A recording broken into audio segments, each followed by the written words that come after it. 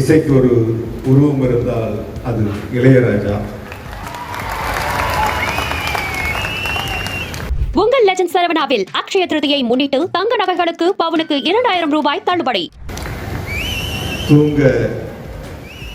தூங்க வைக்கும் தாலாட்டாக, துணிமை தரும் தத்துவமாக, உள்ளம் வருதில் காதலாக, உறுதுணையாய் நிற்கும் நட்பாக,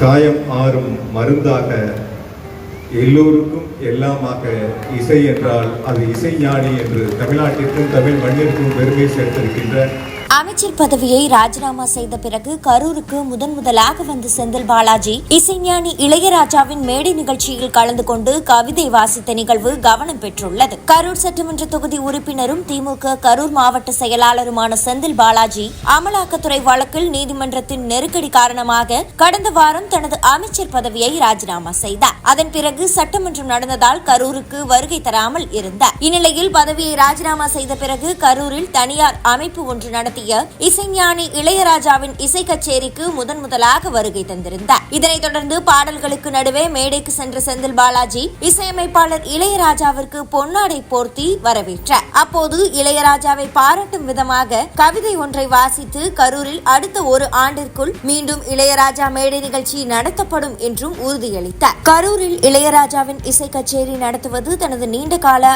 ஆசை எனவும் அவர் தெரிவித்துள்ளார். மண்ணிற்கும் மாவட்டத்திற்கும் பெருமை சேர்த்திருக்கின்ற போற்றுதலுக்குரிய இசைஞானி அவர்களுக்கு மாவட்ட மக்களின் சார்பாகவும்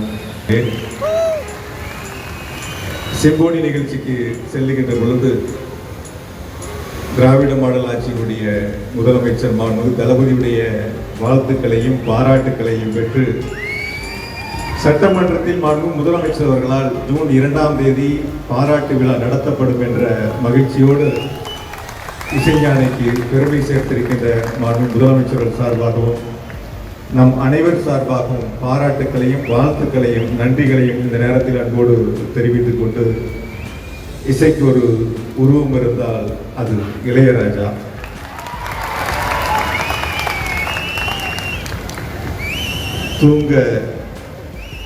தூங்க வைக்கும் தாலாட்டாக, துணிமை தரும் தத்துவமாக, உள்ளம் வருதில் காதலாக, உறுதுணையாய் நிற்கும் நட்பாக,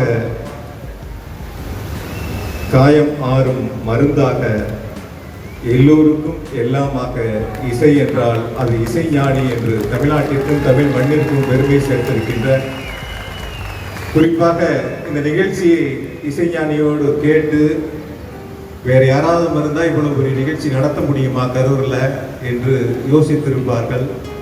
உங்கள் லெஜண்ட் சரவணாவில் அக்ஷய திருதியை முன்னிட்டு தங்க நகைகளுக்கு பவுனுக்கு 2000 ரூபாய் தள்ளுபடி.